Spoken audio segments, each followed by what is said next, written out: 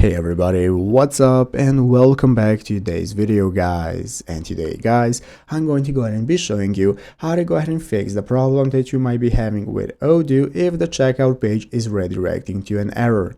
This is a very simple thing to do, so make sure to watch this quick and easy video till the very end, follow my steps correctly so you can make sure this works the same for you and you can do this yourself. But yeah guys, let's get straight into it. So the first thing we want to do is to go ahead and open up the official Odoo website right here, oddo.com, if you have not already. So if you did not already have it opened up, go right there and it's going to open up this main page. From this home page in the upper right corner, you can get started logging into your account. If you do not already have an account, you can just go ahead and create one. So after logging in, this is going to be the home page. From this home page in the upper left corner, you're going to have the configuration tab, the site settings, and so on once you open up the editor menu. So let's go and take a look at how to go ahead and fix the problem if the checkout page redirects to an error. So as you can see in the official oddo.com forum, somebody already asked the same question, and here we have an answer by somebody who is familiar with that topic. So as you can see, you can go and try out some solutions right here. What I suggest for you to do is go to the oddo.com forum error and search for this error to see any articles and threads on this same error and see what people are saying. Such as you can see, you can change the key name and test it out to see if that fixes the problem. But if it doesn't,